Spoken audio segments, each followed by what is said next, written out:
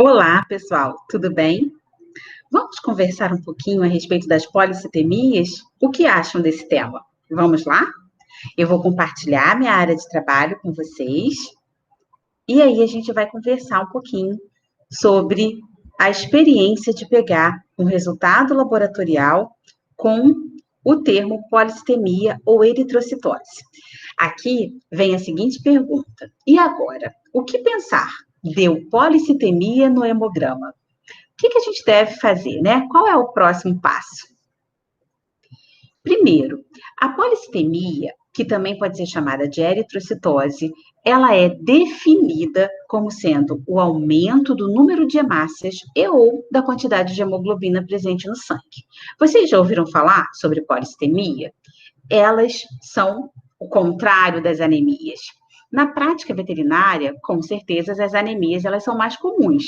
Porém, nós também encontramos muitos resultados laboratoriais que vêm lá escrito no exame. Policitemia, animal policitêmico.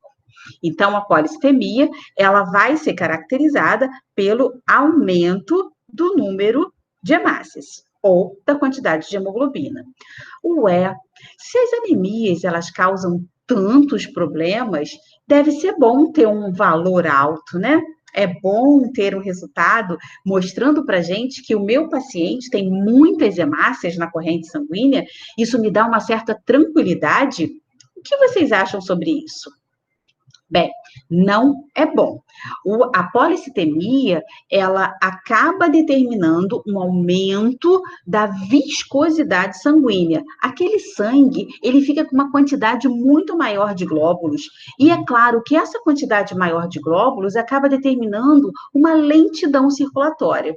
Lentidão essa que pode levar ao aparecimento de mucosas cianóticas e acabar clinicamente causando uma letargia, uma certa sonolência no nosso paciente.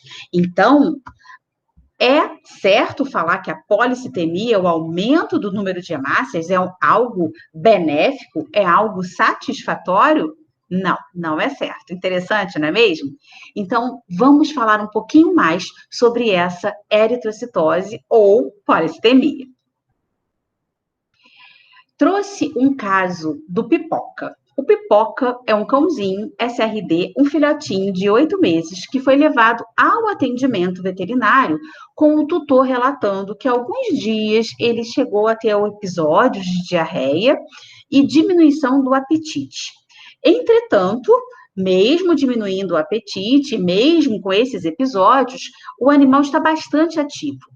Isso foi possível observar no momento da consulta.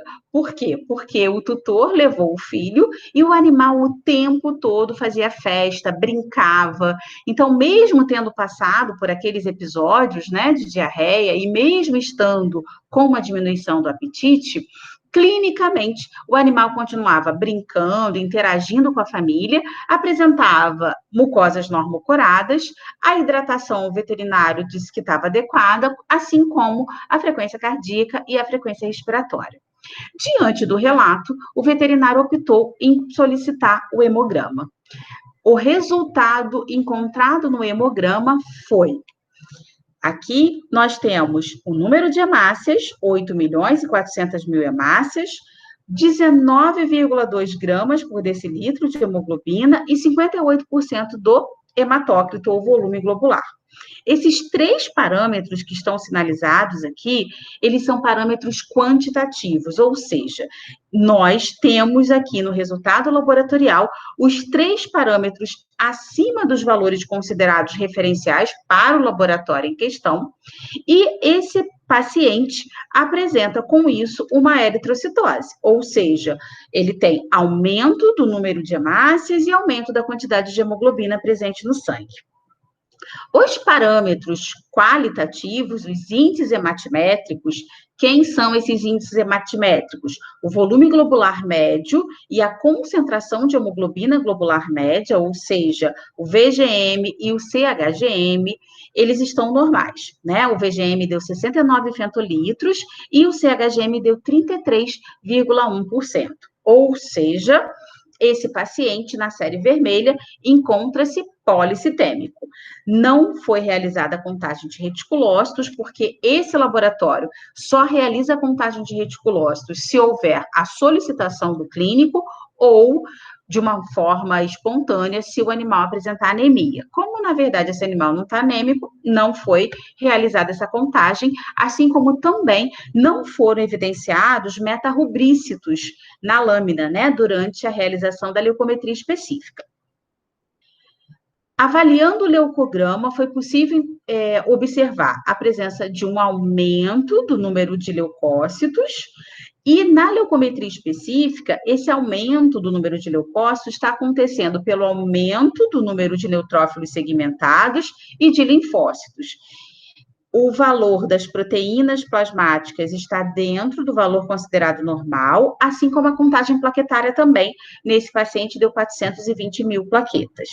Não foram encontrados hematozoários na amostra examinada e as únicas observações, né, na verdade, determinadas aqui pelo patologista, foi uma discreta anisocitose com o plasma apresentando uma coloração normal.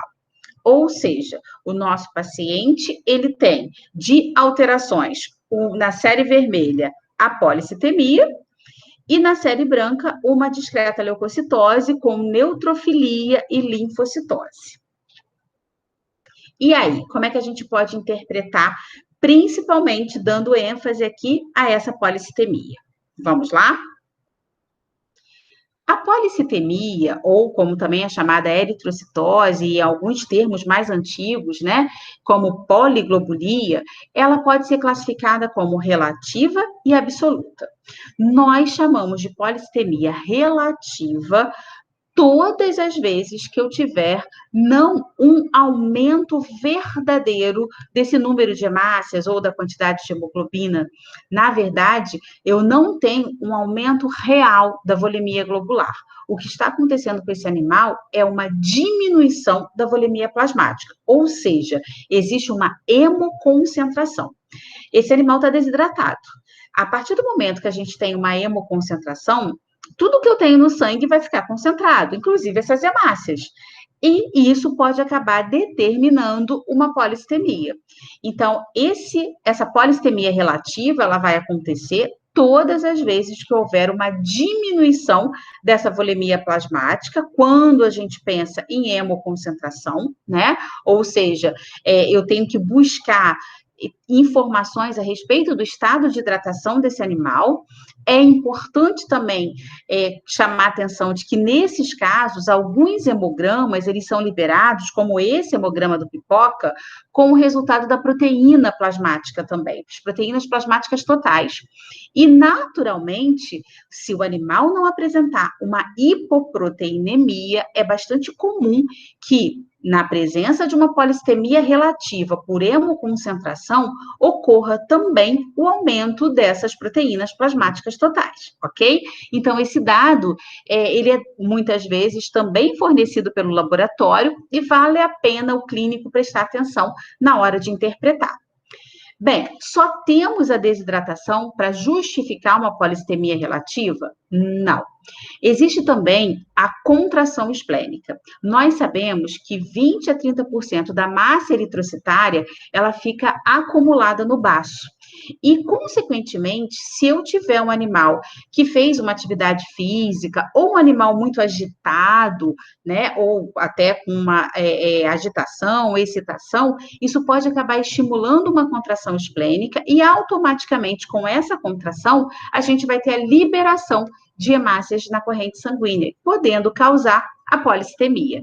Então, gatos, potros, filhotes de cães, é importante a gente ter sempre isso em mente. É importante pensar que a própria contração esplênica, que não é algo muito objetivo para a gente avaliar, né? Não tem como eu determinar o quanto que houve de contração esplênica e se essa contração foi suficiente para determinar o aparecimento da policitemia, é difícil a gente avaliar isso, mas existe essa possibilidade e é algo que o clínico precisa ter em mente e avaliar com bastante cuidado. Por quê? Porque, na maioria das vezes, a policitemia, quando presente na prática clínica veterinária, ela normalmente é a policitemia relativa, ok? Então, a gente sempre deve começar pensando em caracterizar essa policitemia. Será que ela é uma policitemia relativa? Deixa eu buscar essas informações para saber se o meu animal ou está desidratado, e com isso ele tem uma hemoconcentração, ou ele pode ter sofrido um quadro, né, de contração esplênica ali no momento da coleta do sangue, e com isso determinou o aparecimento da eritrocitose, ok?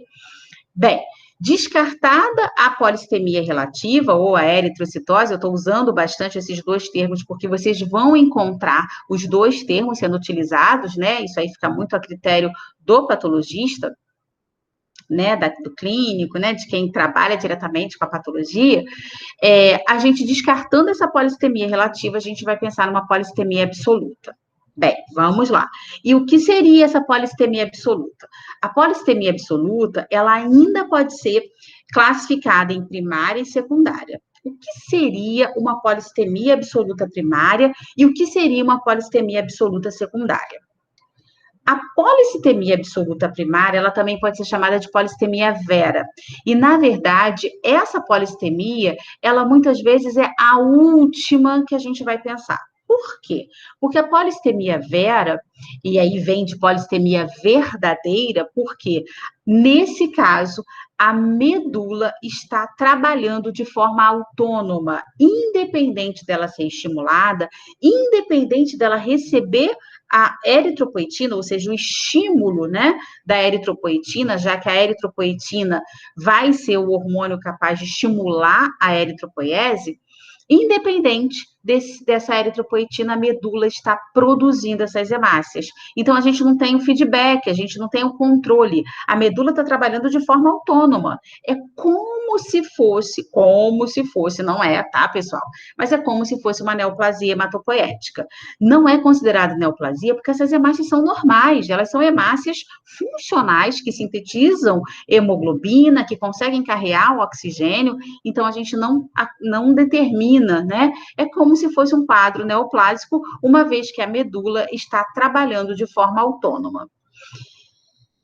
E a polistemia secundária, né? A polistemia absoluta secundária, ela acontece todas as vezes que a medula, na verdade, ela está sendo hiperestimulada.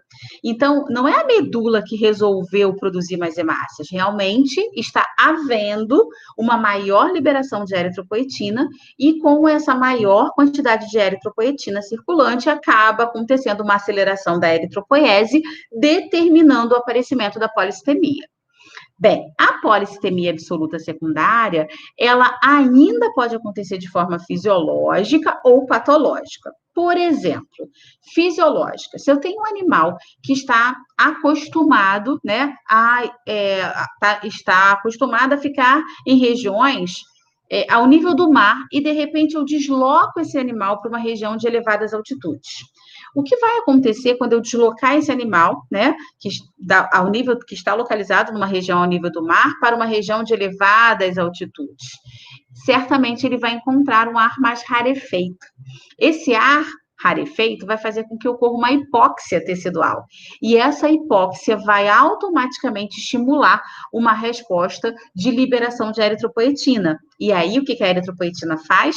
A eritropoetina vai lá na medula óssea e estimula a eritropoiese, determinando uma aceleração na produção dessas hemácias e, consequentemente, causando a polistemia. Ok? Então, esse processo é patológico? Não, simplesmente aconteceu porque eu desloquei esse animal para uma região de elevadas altitudes, onde o ar é mais rarefeito e ele acaba experimentando uma hipóxia tecidual.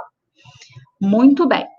Além dessa polistemia absoluta fisiológica, né, secundária fisiológica, a gente pode ter quadros patológicos. Por exemplo, essa hipóxia pode acontecer se o meu animal estiver apresentando uma insuficiência pulmonar, né, uma insuficiência respiratória, por exemplo, ou uma insuficiência cardíaca. Tanto a insuficiência respiratória como a insuficiência cardíaca podem determinar uma hipóxia. E aí a gente volta para aquela situação. Se eu tenho uma hipóxia, isso vai ser ser detectado rapidamente, né? Ou a nível renal, no caso dos cães, que os rins conseguem produzir a eritropoetina já ativa, ou então nas demais espécies, a gente tem a participação do fígado e dos rins, né? Nessa produção de eritropoetina ativa, e a gente vai ter estímulo para que ocorra a liberação dessa eritropoetina para estimular a eritropoiese e, consequentemente, levar a uma maior produção de hemácias. Por quê? Porque o organismo entende que há uma hipóxia por causa da insuficiência respiratória e da insuficiência cardíaca e, consequentemente, ele vai tentar responder, né? Respondendo como? Aumentando a produção de hemácias. E também a gente precisa lembrar que existem alguns quadros de carcinomas renais e carcinomas hepáticos que as células neoplásicas, elas conseguem produzir uma substância que mimetiza o efeito da eritropoetina. Então, acaba interagindo com os receptores medulares e estimulando a eritropoiese, certo? Não é necessariamente algo que vai acontecer porque o animal tem hipóxia, mas em função do carcinoma, essas células neoplásicas acabam produzindo uma substância capaz de imitar a eritropoetina e aí a medula acaba sendo estimulada, certo? Então, nesses casos, nós vamos ter uma polistemia absoluta secundária, patológica.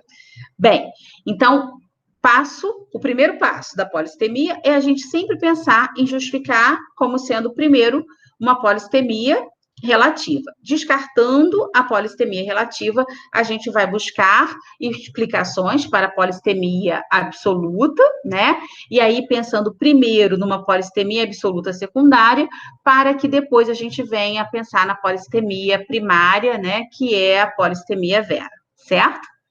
Então, nesse filhotinho, no pipoca, qual seria a sugestão de vocês para a interpretação da polistemia que o pipoca apresentou no resultado?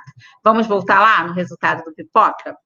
Eu queria chamar a atenção que o pipoca, além de apresentar a polistemia, ele também apresentou no leucograma uma leucocitose, uma neutrofilia e uma linfocitose. Esse resultado em filhotes pode sugerir para a gente a liberação de adrenalina. Exatamente por quê? Porque é um filhote muito agitado, né? Na própria coleta do sangue, o veterinário percebeu que o animal estava muito agitado, brincando, né? O tempo todo com o filho do tutor, e pelo fato, né, daquela situação, ele está fora de casa, está sendo manipulado, isso pode ter estimulado a liberação de adrenalina e, consequentemente, pode ter provocado essa leucocitose, essa neutrofilia, essa linfocitose, já que clinicamente o animal estava bem, né? E também o relato do quadro diarreico já tinha sido resolvido lá conforme o tutor relatou, né, durante a consulta. Então, a gente pode, nesse caso, pensar em quê? Vocês pensariam um animal hidratado, né, um animal com valor das proteínas plasmáticas dentro do intervalo de referência. Vocês pensariam o quê?